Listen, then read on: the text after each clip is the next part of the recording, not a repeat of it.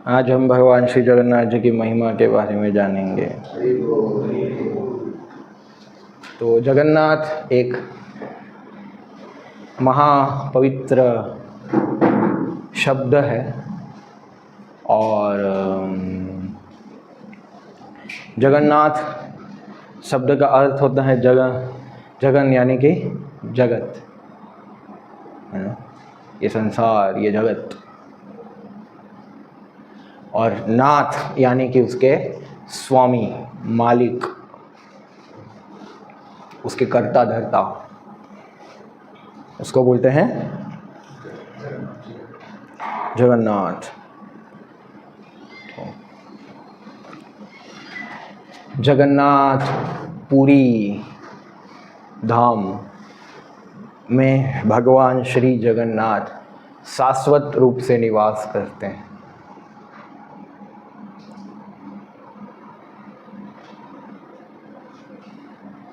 और जगन्नाथपुरी महाधाम में आता है।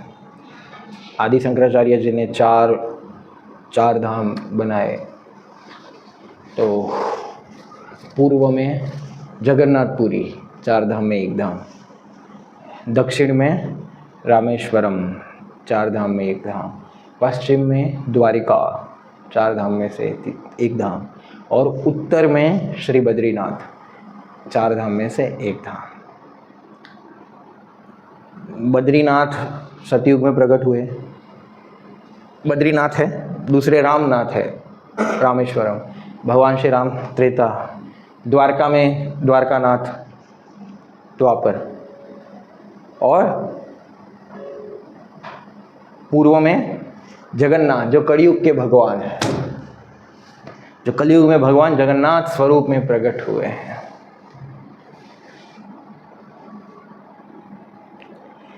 नीलांचल एक नीले कलर का पर्वत है, उधर भगवान अपने 2 स्वरूप में प्रकट होते हैं प्राय नित्य।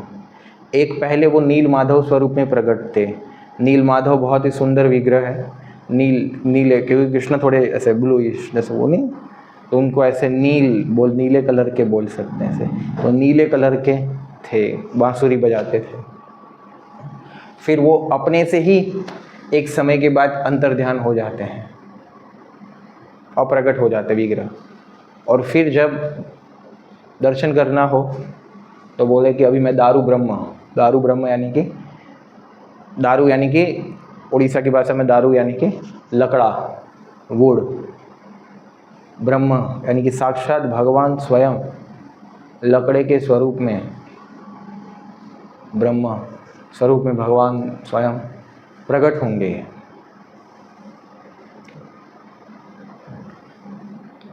और भगवान जगन्नाथ का एक महान ऐश्वर्य है। वहाँ राजा है वो। और जगन्नाथपुरी जो है, उसके राज्य को सबसे पहले उत्कल देश बोला जाता था, उत्कल। और अभी आज उड़ीसा बोला जाता है, पहले उत्कल बोला जाता था, है ना। इसलिए आप देखो वंदे मातरम में आता है उत्कल बंगल। तो वो उत्कल उड़ीसा है, बंगला यानी कि बंगाल, पूर्व बंगाल और पश्चिम बंगाल दोनों। तो वो पहले उत्कल क्षेत्र बोलते थे उसको, है ना। तो उसकी महिमा में चैतन्य चरितामृत में बताया गया है। चिंतामणि भूमि कल्प वृक्ष मय वन, चर्म चक्षे देखे तार प्रपंच रसमा। वहाँ की भूमि चिंतामणि से बनी हुई है और वन कल्प वृक्ष से पूर्ण है। चिंतामणि पत्थर, जो पत्थर को भी सोना बना देता है। यस, जैसे पारसमणि, यस, चिंतामणि सारी इच्छा को पूरी करने वाला पत्थर। भौतिक आंखों से इसे भौतिक आंखें से अगर हम देखेंगे तो वो सामान्य रूप में सब दिखेगा, पर वास्तविकता में सब क्या है? चिन्मय है। सब क्या है? आध्यात्मिक है। क्या है? आध्यात्मिक है। यस। ब्रह्मांड पुराण में भी बताया गया है, वर्षानाम भारत श्रेष्ठ देशानाम उत्कल स्मृत, उत्कलस्य समो देशो, देशो नास्ति महीतले। बताया कि सारे वर्षों में भारतवर्ष सर्वश्रेष्ठ है, सारे देशों में उत्कल या ओडिशा सर्वश्रेष्ठतम है, इस पृथ्वी में उत्कल या ओडिशा के समान कोई देश नहीं है। ये ब्रह्मांड पुराण में बताया गया। क्यों? क्योंकि उधर साक्षात जगन्नाथ जी निवास करते हैं, सो शंख क्षेत्र बोलते हैं। अगर आप जगन्नाथपुरी का नक्शा देखेंगे, जगन्नाथपुरी के 2 भाग हैं, थोड़ा भाग भूतल पर है, थोड़ा भाग समुद्र में है, मतलब ऐसे 5 कोस का है, तो 2 कोस समुद्र में है, 3 कोस जमीन पर है। अस्ते यत्र सर्वस्य देव मुक्ति पुरुषोत्तम धन्या से विबुध प्रख्या ये वस्तु काले नरा, ब्रह्म पुराण में बताया गया। वहाँ तो स्वयं मुक्ति के दाता श्री पुरुषोत्तम देव साक्षात विराजमान है। जगन्नाथ जी को पुरुषोत्तम भी बोलते हैं। जो लोग वहाँ निवास करते हैं धन्य हैं और विबुधों के दर्शनीय हैं, है नो।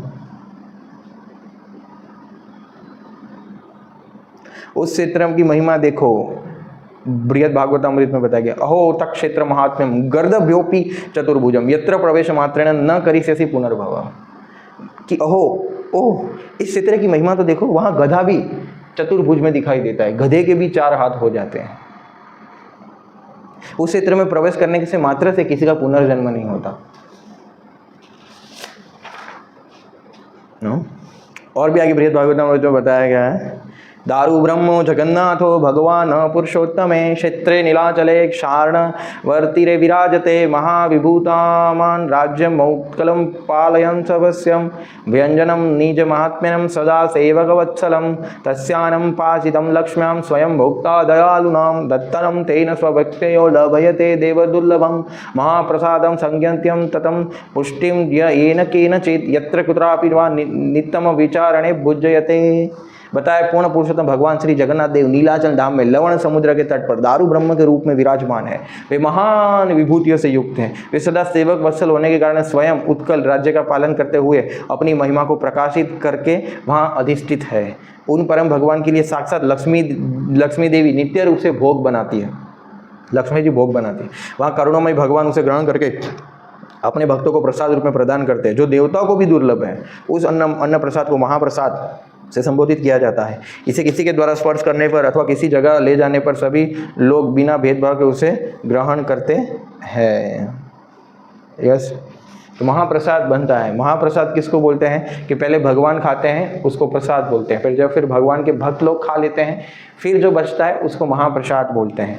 तो ये एक बार ऐसा हुआ कि श्री वैकुंठ धाम में लक्ष्मी जी नारायण भगवान के लिए महाभोग बना रही थी।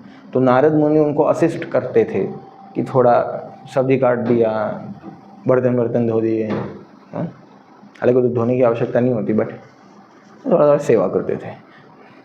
तो भगवान ने मना करके रखा था कि किसी को महाप्रसाद नहीं मिलना चाहिए मेरा, पर लक्ष्मी जी को प्रसन्न कर दिया था। ऐसे छुपके से लक्ष्मी जी ने दे दी नारद मुनि को। नारद मुनि ने खाया। नारद मुनि के अंदर एकदम आनंद की लहर उठने लगी, एकदम भावावेश में आ गए नारद मुनि। नाचते गाते डोलते कीर्तन करते करते वैकुंठ से नीचे सीधा सदाशिव लोक से होते होते जा रहे थे। तो शिव जी ने देखा, अरे इनको क्या हो गया, बड़े आनंदित लग रहे हैं, कीर्तन कर रहे हैं। बोले कि हरि बोल। नारद मुनि को क्या हुआ प्रभु जी, क्यों नाचते गा रहे हो, डोल रहे हो? बोले कि नारायण का भगवान नारायण का महाप्रसाद भगवान नारायण का हमें भी दो। शिव जी बोले, अरे इधर भी लाओ। बोले आपके लिए तो बोल नहीं लाया मैं। बोले कुछ तो होगा। तो नारद जी ने देखा कि एक दाना चिपका हुआ है हाथ पे। बोले कि द राइस का एक दाना था, बोले वो ले लो। तो शिव जी ने वो खाया, और वो भी नटराज है वो तो ऑलरेडी, तो नृत्य करने लगे। सारे लोग घबरा गए कि प्रलय आया, ऐसा कैसे नृत्य कर रहे हैं। सब देवता आगे। माता बोले कि क्या हो रहा है, ये शांत कराओ। तो पूछा कि क्या हुआ आपको? बोले कि मुझे नारायण का महाप्रसाद मिला। तो माता भी परम वैष्णवी है, वैष्णव देवी है वो। बोले यार हमें भी दो। बोले नहीं है। तो माता गुस्सा हो गई। माता बोले अभी सब खत्म कर दूंगी, अभी ऐसा कैसा है, हमें महाप्रसाद नहीं मिलता, है ना। तो स्वयं भगवान फिर प्रकट हो गए। बोलो यार कितना चाहिए, देता हूँ तुम्हें। यस। बोले कि मुझे तो आप दे दोगे, मेरे भक्तों को कौन देगा? तो फिर भगवान बोलते हैं कि कलयुग में मैं नीलांचल में प्रकट होऊंगा, नो। और जब मैं उधर प्रकट होऊंगा तब मुझे जो भी भोग लगेगा उसके बाद आपको भोग लगेगा। फिर आपके भक्तों को जाएगा। तो आज भी प्रथा है, जगन्नाथ जी को भोग लगता है, पीछे पार्वती बिमला देवी का मंदिर, उधर भी बिमला देवी बोलते हैं, उनका मंदिर है। जगन्नाथ जी को जो भी भोग लगता है फिर बिमला देवी को भोग लगता है। उसके बाद मंदिर में एक आनंद बाजार है जहाँ कोई भी प्रसाद खरीद के खा सकता है। तो आनंद बाजार में सब लोग प्रसाद लेते हैं। हम कंपटीशन भी किए कि कौन जगन्नाथ जी का प्रसाद ज़्यादा खाएगा। या मैं जब पहली बार गया था तब हमारे ब्रह्मचारी भक्तों के साथ हमने कंपटीशन किया था। हालांकि मैं तब तो IVF में था, पर फिर भी हमने कंपटीशन किया था कि कौन कितना खाता। तो मैं जीत गया था, 2 थाली खाया। क्योंकि उधर जगन्नाथपुरी में जो भोग होता है उनका अलग ही स्टैंडर्ड रहता है। वहाँ भारतीय सब्जी ही बनती है, बाहर की सब्जी नहीं बनती। जैसे टमाटर नहीं होता, आलू नहीं होता, प्याज लहसुन तो भूल ही जाओ, गोभी पत्ता नहीं होता, कैप्सिकम नहीं होता, मटर नहीं होता, भिंडी टिंडी ये सब कुछ नहीं होता। भारतीय सब्जी कौन सी है? बैंगन, करेला, कद्दू, वो सूरन जो हमें नहीं पसंद है, यही सब भारतीय सब्जियां हैं। वाइट आलू वो लोग वो उसको अरवी बोलते हैं, राधा रानी की प्रिय सब्जी अरवी, वो सब खाते हैं जगन्नाथ जी।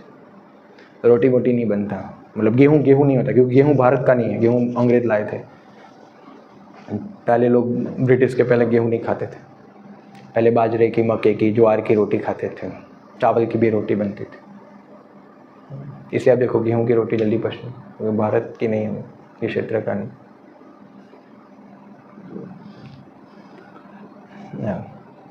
और उधर पहले पूजा होती है, फिर वो अग्नि से भोग बनाया जाता है किचन में।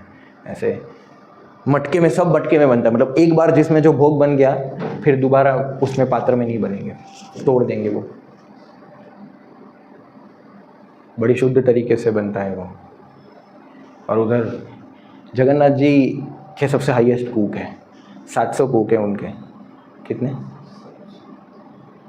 और 1000 चूल्हे हैं। एवरीडे प्रैक्टिकली जगन्नाथपुरी में 1700 किलो राइस बनता है।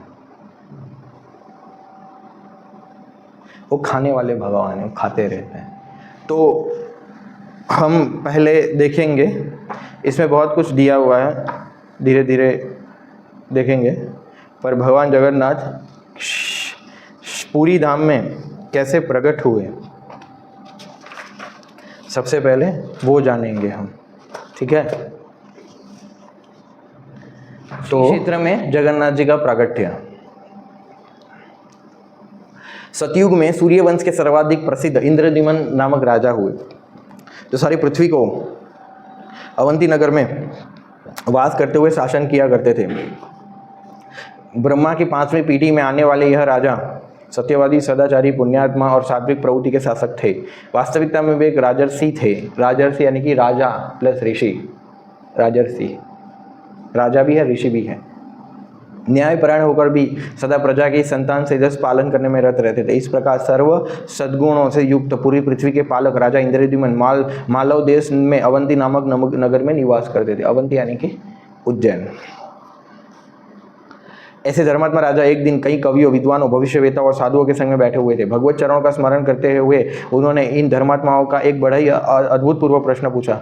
यत्र साक्षात जगन्नाथ पश्चात में न चक्षुषा, स्कंद पुराण में बताया गया कि ये धर्मात्मा, वह सर्वाधिक उत्तम श्रेष्ठ स्थान कहाँ पर है जहाँ जाकर मैं अपने चक्षुओं के द्वारा साक्षात भगवान का अवलोकन कर सकूँ, मतलब मैं भगवान को साक्षात देख सकूँ, दर्शन कर सकूँ, ऐसा स्थान कहाँ है। तो बोले कि हमें भगवत लालसा हुई, हमें भगवान के दर्शन करने हैं। यस।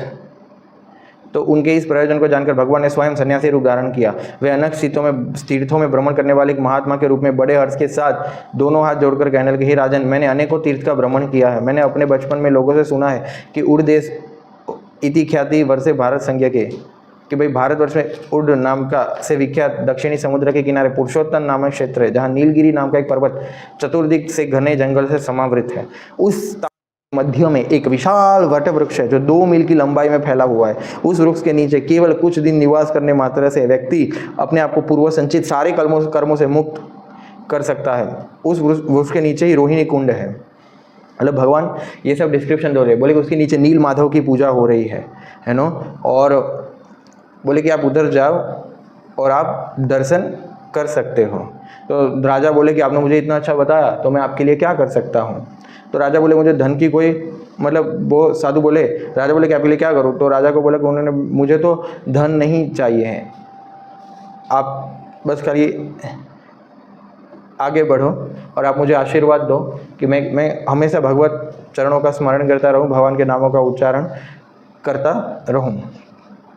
फिर उन्होंने क्या किया कि वो वहाँ गए, पर भगवान नील माधव क्या किए, अप्रकट हो गए। जैसे ही गए तो भगवान अप्रकट हो गए। तो वो बहुत ही ज़्यादा रोने लगे, चिल्लाने लगे कि अरे क्या हुआ क्या हुआ। यस, और कैसे वो उधर तक पहुँचे, तो पहले तो ढूंढना पड़ेगा ये जगह। ऐसा तो गूगल मैप में तो अवेलेबल था नहीं, ना गूगल मैप था, है ना। तो उनके छोटे भाई जो विद्यापति ब्राह्मण थे, मतलब उनको ही उन्होंने भेजा। यस, बोले कि आप जाओ। तो जो विद्यापति ब्राह्मण थे वो बहुत ही लंबा अंतर तय किया, नदियों पहाड़ी कठिन रास्तों पर से वो महानदी के किनारे उत्कल देश में पहुँचे। तो वहाँ स्नान किया। फिर बोले भगवत दर्शन कब होंगे। फिर वो उनका जो पुष्पक रथ था वो इक्राम कानन, आज भुवनेश्वर के नाम से प्रसिद्ध है, उधर गए वो। और फिर दूर से, क्योंकि भुवनेश्वर और जगन्नाथपुरी में 60 किलोमीटर का अंतर है, तो बहुत बड़ा पहाड़ दिखता था। बोले ये पहाड़ है, तो बोले कि उधर चलो। तो उधर वो गए, धीरे धीरे धीरे धीरे आगे बढ़े, कथा सुनते सुनते, भक्तों से कीर्तन करते करते, यू नो। फिर वो जंगल में प्रविष्ट हुए और उन्होंने देखा कि एक विश्ववसु, एक महान एक व्यक्ति जा रहा है, उसका नाम विश्ववसु है। विश्ववसु के हाथ से बहुत अच्छी सुगंध आ रही थी। तो उसको उन्होंने देखा कि ये बहुत अच्छी सुगंध आ रही है, ये सुगंध दिव्य है, शायद यही भगवान के पुजारी लगते हैं। उन्होंने बहुत विनम्र से बोला कि आप भगवान के पुजारी लगते हैं। यस, बोले मैं आपको कुछ भोजन दूँ, ये दूँ, पर उन्हें इतना रुचि नहीं दिखाई। तो विद्यापति ने उनसे बहुत ही रिक्वेस्ट किया कि आप क्या करो, मुझे वहाँ ले चलो। तो उन्होंने बोला कि नहीं नहीं, हम सबको नहीं ले जाते। तो उन्होंने बोला ठीक है, मैं आपको ले जाऊँगा, पर किसी को आपको आप ना बता पाओ, इसलिए आपकी आंखों पर पट्टी बांधूंगा, आपको ले जाऊँगा, फिर आपको उधर से वापस ले आऊँगा। बोले ठीक है। उनकी आंखों में पट्टी बांधी, और क्योंकि विद्यापति भी चालाक थे, उन्होंने क्या किया, थोड़े मस्टर्ड सीड्स ले लिए हाथों में, रास्ते में डालते डालते जा रहे थे। यस, और उधर देखा तो बहुत दिव्य प्रकाश आ रहा था, सुगंध आ रही थी। देखा तो मंत्रमुग्ध हो गई कि वाह, नील माधव। यस, और जो विश्ववसु था वो सबर जाति का था। तो वो बोले कि इनके साथ संबंध बनाने के लिए, तो वो ब्राह्मण था तो भी वो सबर पुत्री, सबर यानी कि जो आउटकास्ट लोग होते हैं, शूद्र से भी नीचे होते हैं, सबर यानी कि गटर साफ करने वाले। ऐसा तो उसकी पुत्री से विवाह किया। बोले आप तो ब्राह्मण हैं, तो भी उसने विवाह किया कि ठीक है भगवान की सेवा में। तो विवाह किया और फिर उसकी पत्नी बन गई। तो बोले हमारे जमाई है तो ले जाना पड़ेगा, तो ले गए। उसके बाद उन्होंने राजा इंद्रनिमन को संदेशा भेजा, बुलाया कि इधर भगवान मिल गए। तो जैसे ही राजा और वो सब आए तो घबरा गए कि अरे भगवान को ले जाएंगे। अभी विश्ववसु घबरा गया कि हमसे अभी भगवान की सेवा चली जाएगी, ये सब क्या होगा ये। तो डरने लगे, जाने नहीं दे रहे थे, पर भगवान स्वयं ही गायब हो गए, अदृश्य हो गए। और राजा इंद्रनिमन को बोला कि अभी मेरा काल जो है, मेरा समय समाप्त हो चुका है नील माधव स्वरूप में रहने का, तो इसीलिए अभी मैं दारू ब्रह्म स्वरूप में प्रकट होऊंगा। और फिर भगवान ने बोला भी सही इंद्रद्युम्न महाराज को कि सपने में, वो बहुत ही रो रहे थे आपके दर्शन में, बल्कि आप कल जब समुद्र में स्नान करने जाएंगे तब आपके पैर में एक लकड़ा बड़ा टकराएगा, तो बाहर निकाल लेना। और फिर जो एक बूढ़ा व्यक्ति मिलेगा वो स्वयं विश्वकर्मा होगा, ये दुनिया के इंजीनियर जिन्होंने ये संसार बनाया, उनसे बोलना मेरे विग्रह बनाए। तो स्नान करने के लिए गए तो उनको बहुत बड़ा सा लकड़ा मिला और फिर बोला, तो उन्होंने बोला ठीक है, मैं बनाऊंगा, पहले तो मना करे पर बोले भगवान ने बोला है तो बोले ठीक है मैं बनाऊंगा भगवान का विग्रह, पर आप मैं जहाँ बनाऊँ वहाँ कोई आना नहीं चाहिए, मैं दरवाज़ा बंद रखूँगा और जैसे ही कोई आया दरवाज़ा खोलना नहीं, जैसे ही आया तो मैं काम रोक दूँगा, आगे मैं पूर्ण नहीं करूँगा विग्रह। तो उन्होंने बोला ठीक है। तो काम चलता रहा 3-4 दिन, तो ठक ठक ठक ठक ऐसे आवाज़ आ रही थी। तो राजा इंद्रद्युम्न की पत्नी गुंडीचा, उन्होंने देखा कि अरे अभी तो आवाज़ नहीं आ रही, एक दिन राह देखा, 2 दिन रहेंगे, बोले कि वो बूढ़ा व्यक्ति को कुछ हो तो नहीं गया, प्रसाद भी ना अंदर से बाहर से अंदर नहीं ले जा रहा, पता नहीं क्या हुआ, अरे देखना चाहिए। तो अचानक से दरवाज़ा खोला तो उन्होंने देखा कि अरे इन लोगों ने देख लिया, तो जैसे थे वैसे छोड़ के चले गए। तो फिर राजा इंद्रद्युम्न को बहुत ही ज़्यादा दुख हुआ, कष्ट हुआ, कि अरे मेरी वजह से भगवान के, और कैसा स्वरूप बना था, 2 हाथ आगे, आंखें बड़ी बड़ी, चरण नहीं थे, सुभद्रा के 2 हाथ ही नहीं थे, पाँव ही नहीं थे, खाली आंखें बड़ी बड़ी ऐसे। बोले कि मेरी वजह से भगवान का जो स्वरूप है वो कैसा रह गया, अपूर्ण रह गया। तो बहुत रो रहे थे। भगवान ने बोला कि अरे ये तो मेरा पूर्ण स्वरूप है, ये कोई अपूर्ण नहीं रह गया, यही पूर्ण स्वरूप है। तो तुम जाओ और ब्रह्मा जी को बुला के लाओ, ब्रह्मा जी स्थापना करेंगे। तो पृथ्वी से अभी वो कहाँ गए उनकी शक्तियों से, ब्रह्मलोक जाने में बहुत समय लगता है। तो इधर तो हज़ारों साल बीत गए, क्योंकि ऊपर जाता तो टाइम बढ़ता जाता है, इधर न्यूट्रल रहता है। स्वर्ग का हमारा 1 साल यानी कि स्वर्ग का 1 दिन, समझे आप। तो ऐसे तो ब्रह्मा हमारे सतयुग त्रेता द्वापर कली, सतयुग त्रेता द्वापर कली, ऐसे जब ऑलमोस्ट 10,000 साइकिल्स होती है तब ब्रह्मा जी के 1 दिन पूरा होता है, मतलब तब ब्रह्मा जी के 100 साल पूरे होते हैं, समझे। तो बहुत समय लग गया ब्रह्मा जी को बुला के लाने में। तो तब तक तो पूरा जो बना था वो सब मिट्टी के अंदर, क्योंकि काल के प्रभाव में सब कुछ हज़ारों साल बीत गए। उसके बाद जब बुला के आए तो कोई नहीं बचा था, उनकी थोड़ी आगे की पीढ़ियाँ चालू थी। फिर उन्होंने बोला कि हाँ ऐसा ऐसा है। फिर सबने खुदाई की, मंदिर प्रकट हुआ, विग्रह सब। फिर ब्रह्मा जी ने स्थापना किया जगन्नाथपुरी। तो ऐसे फिर जगन्नाथ बलदेव और सुभद्रा की क्या हुई, इंद्रद्युम्न महाराज के द्वारा स्थापना हुई। और भगवान ने बोला कि मैं तुमसे बहुत ही क्या हूँ, प्रसन्न हूँ, मांगो क्या मांगते हो। तो उन्होंने बोला कि अब देखो 3 वरदान मांगे।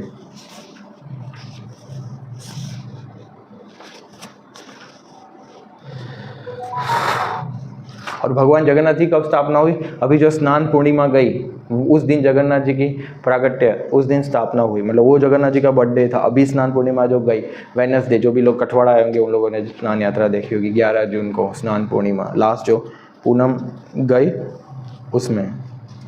यस,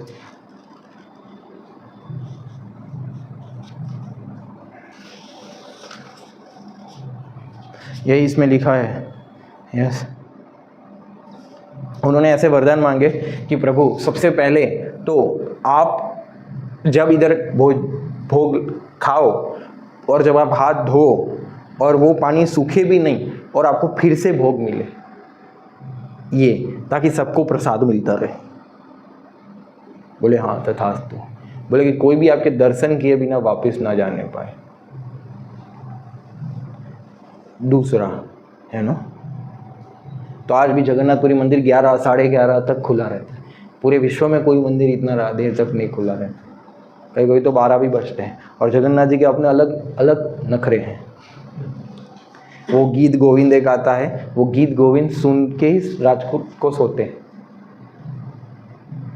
देवदासी बोलते हैं, कुछ देवदासियाँ होती है, वो गाती है, नृत्य करती है, और फिर वो सुन के जगन्नाथ जी को रात्रि का श्रृंगार करके तुलसी माला पहना के सुलाते हैं। और जगन्नाथ ऐसे हमारे मंदिर में क्या फिक्स रहती है, इतने बजे आरती होगा, इतने बजे भोग लगे, उधर कुछ फिक्स नहीं होता। जगन्नाथ जी की इच्छा से सब कुछ होता है। कभी 12 बजे, कभी 12:30 बजे खाएंगे, कभी 1 बजे, कभी 12:15, फिक्स नहीं होता। खोलने का सब फिक्स नहीं होता।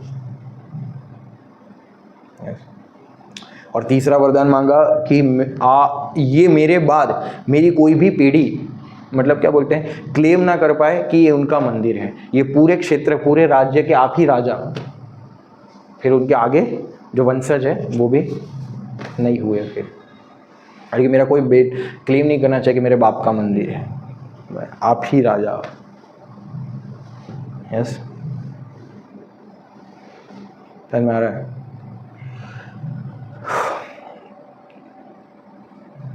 तो भगवान की महिमा है। मतलब आज जगन्नाथ जी को बहुत सारी चीज़ें भोग लगी, जैसे राजभोग में 36 आइटम होती है, इसमें 8 घड़े बड़े बड़े मटके इतने बड़े बड़े होते हैं, ऐसे 8 घड़े राइस के भोग लगते हैं खाली जगन्नाथ को। बलराम जी को 6 घड़े लगते हैं, सुभद्रा को 4, और सुदर्शन प्रभु भी 2 तो खा ही जाते। अब देखो ऐसा डिस्क्रिप्शन है राजभोग में क्या क्या लगता है। हाँ, 36 भोग।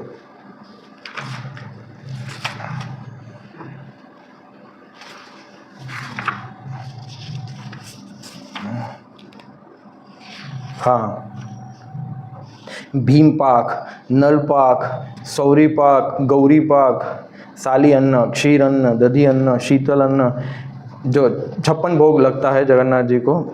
तो 56 भोग में ऐसे उसके नाम है, ऐसे अटकली, आमालू, आरिसा, इडुटूरी, कदम्बा, काकरा, कांति, केली, कोरा, खैरी, चुलू, खाजा, खीर, खिरसा, खुरमा, खिचड़ी, गढ़ाईडा, गजा, गोटाली, चकड़ा, चुकली, चीनाऊ, छुचिन पत्र, जगन्नाथ वल्लभ, जैनामणि, झीली, टाकुआ, डाली बम्ब, ताड़िया, तिपुरी, धौला, नाडी, पणासुआ, पणा, पाचड़ी, पापुड़ी, पालू, पखाड़, पेठा, पुड़ी, पुली, केली, बड़ा, बलिवामन, भजा, मंडा, मनोहर, मोही, मंडुआ, महनभोग, रसावली, राधा वल्लभ, लड्डू, लहुणीवा, लक्ष्मी विलास, रस, सरस्वतिया, हंस वल्लभ, ऐसे करके अलग अलग भोग होते हैं। नाम समझ में आए?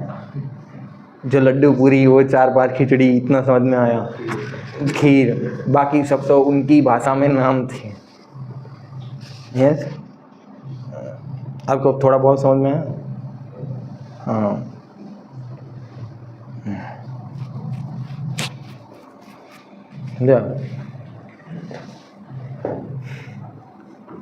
और सभी ट्रेडिशनल वे में पकाया जाता है पूरा। और भोग बनाने वाले भी, मतलब सभी की सेवा फिक्स होती है, वंशावली है पूरी कि पूरा उनका वंश, कोई ध्वजा चढ़ाएगा तो बस वही करते रहेंगे, कोई कुकिंग करेगा तो कुकिंग करेगा, कोई एवरीडे पोर्ट बनाएगा जगन्नाथ जी के लिए मटके, तो वो मटके ही बनाते रहेंगे, उसकी पीढ़ी दर पीढ़ी। क्योंकि वैकुंठ में ऐसा है, फिक्स सेवा है सबका, अपना अपना सेवा करते रहते हैं। तो जो भोग बनाते हैं वो भोग बनाते रहते हैं, जो बर्तन धोते हैं वो उसमें धोते रहते हैं, जो पानी भरते हैं वो पानी भरते रहते हैं। कुछ लोग नारियल तोड़ के लाते हैं तो नारियल, कुछ लोग घड़ा बनाते हैं तो घड़ा बनाते हैं, कुछ लोग भोग ट्रांसफ़र करते हैं, कुछ लोग भोग बाहर निकालते हैं, कुछ लोग भोग वितरण करते हैं, प्रसाद देते हैं। तो सबका सेवा फिक्स।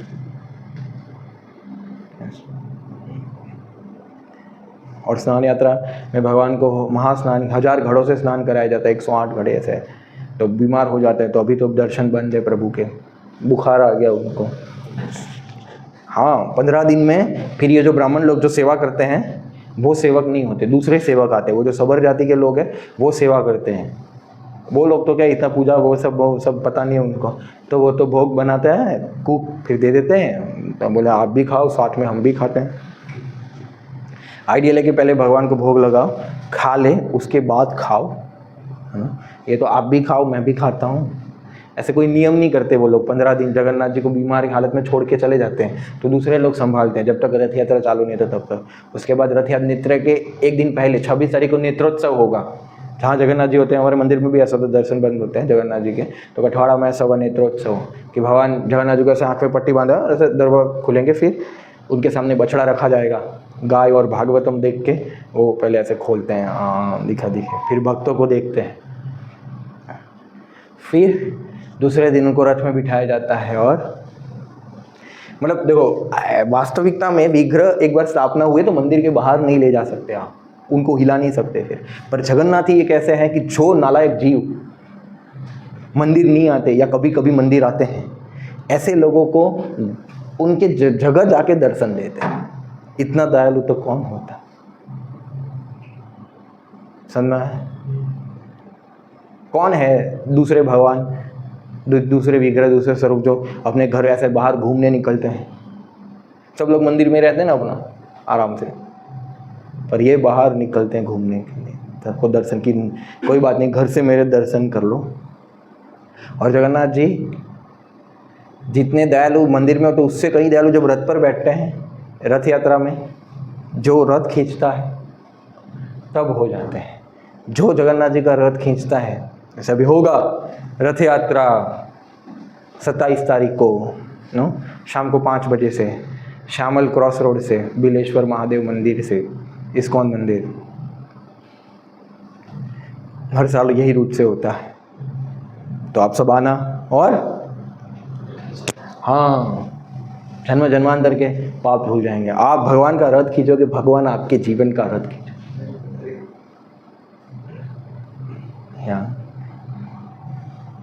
और रथ में जगन्नाथ जी बैठे हैं और कोई कुछ मांगता है, जो भी आध्यात्मिक इच्छा, जो भी माया इच्छा, सब पूरी करता है।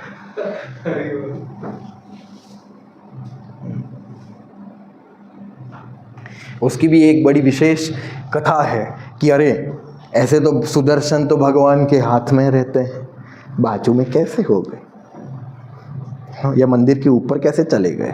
देखा, हर विष्णु मतलब भगवान के मंदिर में ऐसे सुदर्शन चक्र रहते हैं, ऊपर भी है सुदर्शन चक्र। तो सुदर्शन जी को ऐसे अहंकार आ गया कि मैं भगवान के हाथ में रहता हूँ, मतलब एक व्यक्ति है सुदर्शन जी। तो भगवान बोले कि ऐसे, क्योंकि जगन्नाथ का दूसरा नाम है गर्वभंजन, जिसको भी अहंकार आता है उसके ऐसे अहंकार का से चटनी कर दे। तो सुदर्शन को बोला कि मेरे एक भक्त को बुला लाओ। बोले अच्छा प्रभु, भक्त तो हम हैं, और किसको बुलाएंगे आप? ऐसे मन में बोला। बोले हाँ किसको? बोले कि एक है पहाड़ों में जाओ तपस्या कर रहा है, हनुमान को बुला के लाओ। तो बोले ठीक है, बुला के लाता हूँ। तो गए तो हनुमान जी तो सीताराम की आरती कर रहे थे। बोले कि चलो द्वारकाधीश बुला रहे हैं। बोले कि हाँ मैं आरती करके आता हूँ। बोली चलो फिर रास्ता कैसे मालूम पड़ेगा, मैं तो अभी उड़ जाऊँगा। आऊँगा आप जाओ। ठीक है भैया। तो सुदर्शन तो आ गए, तो देखा तो हनुमान जी आ गए। तो बोले कि अभी मैं दिखाता हूँ मैं कौन हूँ। तो सुदर्शन ने अपना चक्र स्वरूप धारण कर लिया और महल के आसपास घूमने लगे। बोले कि कैसे जाऊँ अंदर? तो हनुमान जी ने द्वारकाधीश की शरण ग्रहण की। तो हनुमान जी के 6 हाथ हो गए, है ना? 4 हाथ में सुदर्शन जैसे 4 चक्र, है ना? ऐसे 8 हाथ हो गए। हाँ, 4 हाथ में 4 सुदर्शन चक्र और 2 हाथ में ऐसे माला, है ना? तो सुदर्शन बोले अरे मेरे जैसे तो इसके पास 4 है। तो सुदर्शन जी ऐसे शर्मा गए कि अरे क्या कर दिया ऐसे। उनको तो जगह अंदर द्वारकाधीश तो हंस रहे थे बैठे बैठे। तो हनुमान जी को यही इसलिए बुलाया गया था, तो क्योंकि आने नहीं दिया, अपराध किया। तो द्वारकाधीश ने बोला सुदर्शन तुमने अपराध किया है ना, तो तुम्हें दंड तो मिलेगा। बोले कि जिसका तुम्हें अभिमान था, बोले कि कलयुग में तुम मेरे हाथ में नहीं रहोगे। तो सुदर्शन ने क्षमा मांगा। भगवान तो दयालु है, तुम्हें माफ़ कर दो, आगे से ऐसा नहीं होगा, एक बार गलती हो गया माफ़। बोला ठीक है, तुम मेरे हाथ में नहीं रहोगे पर बाजू में रहो। और वरदान भी दिया कि मेरे मंदिर के ऊपर तुम रहोगे, रक्षा करो मंदिरों की।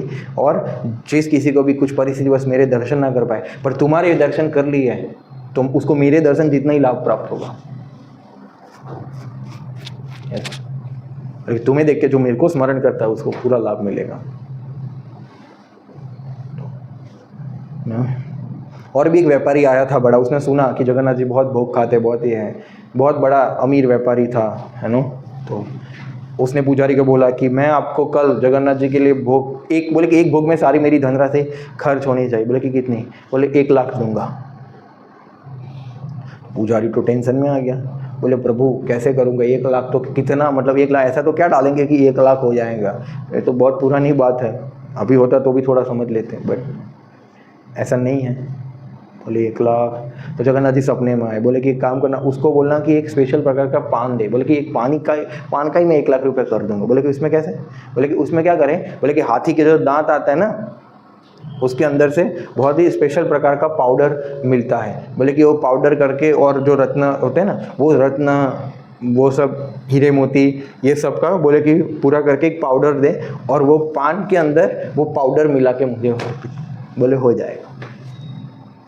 तो पुजारी ने बोल दिया कि ऐसा ऐसा कर दो, तब फिर अहंकार उतर गया। समझा? तो कोई पूछ सकता है कि अरे भगवान का ऐसा स्वरूप, मतलब ये ठीक है, ऐसा ठीक है, बाकी आप देखो भगवान का अलग अलग स्वरूप है। जो ऐसे जैसे नहीं पीटी के क्लास ना अटेंड कर रहे हो, ऐसा है ना। अपने विठल जी ऐसे हैं, जगन्नाथ जी ऐसे हैं, महाप्रभु ऐसे हैं, है ना, कृष्णा ऐसे हैं, राम ऐसे खड़े हैं, ऐसे अलग अलग, रंगनाथ ऐसे हैं हमारे, क्या सबका अलग अलग, वो हमारे श्रीनाथ जी ऐसे हैं। चलिए ये क्या कर रहे हैं? जगन्नाथ जी का तो समझ भी नहीं आता है, ऐसे खड़े हैं क्या? यस, तो उसकी भी एक कथा है, ऐसा स्वरूप कैसे हो गया, सुनना चाहेंगे? तो द्वारका की ये बात है, द्वारका में कैसे जगन्नाथ जी प्रकट हुए। द्वारका में बार क्या हुआ कि कृष्णा द्वारका में आने के बाद भी वृंदावन को याद करते थे, छत पे जा जाके रोते थे। हालांकि 16,108 पत्नियां थी, तो भी रुक्मणी और सोचते थे कि हमारे प्रेम में क्या ऐसा नहीं है जो उधर व्रज गोपियों के प्रेम में है, इनको क्यों संतुष्टि नहीं मिल रही है। सपने में भी गोपी गोपी, कृष्णा राधा राधा, ये सब चिल्लाते रहते हैं, पता नहीं क्या है ऐसा प्रेम में, हम भी थोड़ा जाने, हम भी ऐसे प्रयास करें। तो बोले किसको पूछे, वो स्वयं तो बताएंगे नहीं। तो एक ही व्यक्ति था जो कृष्णा के साथ द्वारका में, वृंदावन में भी था, मथुरा में भी था और द्वारका भी आया है। बोले एक व्यक्ति बता सकता है जिन्होंने उनकी वृंदावन ब्रज लीला देखी है। बोले कि वो बलराम जी की माता रोहिणी। बोले रोहिणी मैया बता सकती है। तो रोहिणी मैया को भी ऐसे मना किया था कृष्ण बलराम ने, पर बोले अभी कथा कहने का मौका मिल ही रहा है, तो सब रानियाँ इकट्ठा हो गई। तो बोले कि कृष्ण बलराम को पता नहीं चलना चाहिए। तो बोले कि जैसे हम इधर डिस्कस कर रहे हैं, कोई ऐसा खतरा आने वाला तो एक बॉडी गार्ड रखता है ना फिर, कि भाई आने मत देना अंदर, ऐसे बता देना आ रहा है तो हम सब भाग जाएंगे पीछे के दरवाजे से, है ना। तो सुभद्रा महारानी को, सुभद्रा कृष्णा की बहन मतलब है ऐसे नो, तो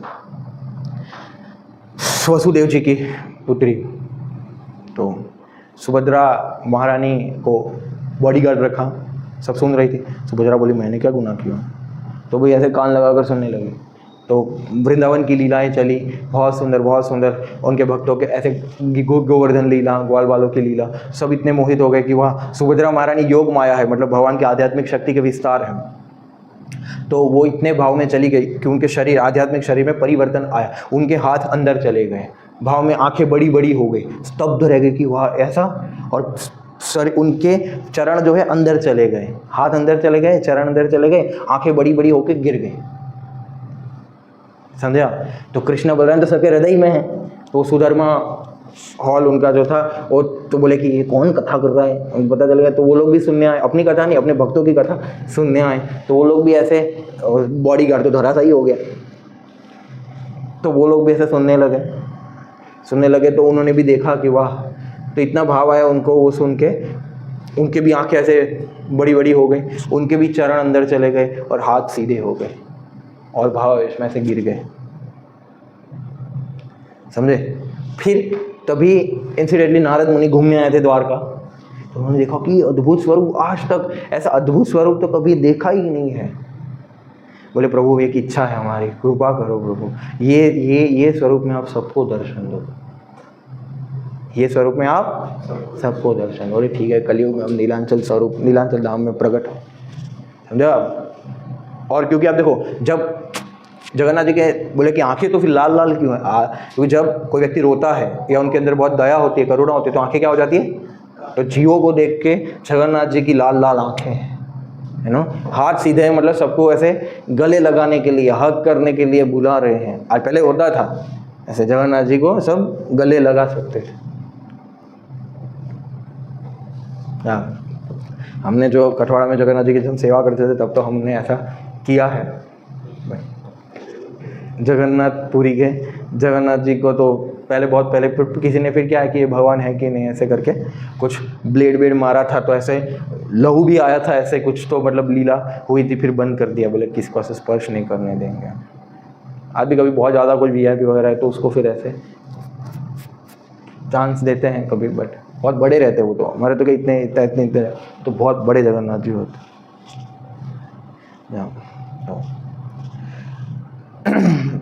तो बोले कि ठीक है हम दर्शन देंगे। तो जब ऐसे भाव इसमें आ गए तो उद्धव जी भी, उनके बुआ के लड़के सब रहते थे, तो बोले कि अभी आप देखो, अभी जैसे ही कृष्ण उठेंगे ये स्वरूप से तो बोले वृंदावन जाने की जीत करेंगे। बोले हमें वृंदावन जाना है ना। तो फिर नारद मुनि ने भजन गाया, है ना। नारद मुनि वीणा बजाते हैं क्या? नारद मुनि बजाए हैं वीणा राधिका रमण नामे।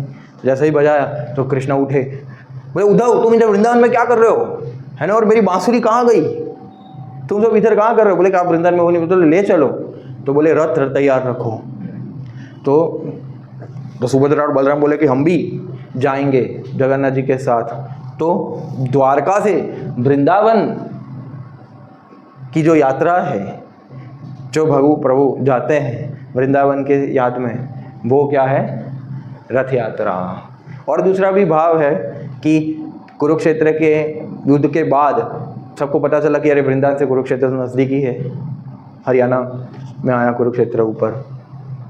तो बोले कि पास में आए हैं कृष्णा, तो बोले द्वारका तो बहुत दूर पड़ता है तो मिल लेते हैं, है ना। तो सब गोपी आई, नंद बाबा सारे वृंदावनवासी आए, तो मिलन हुआ नेत्रों से, है ना। तो सब गोपियाँ वही रथ को कहाँ ले जा रही है? ले चलो वृंदावन। सब गोपियाँ कृष्णा को कहाँ ले जा रही है? कुरुक्षेत्र से वृंदावन। तो वो भी भाव क्या है?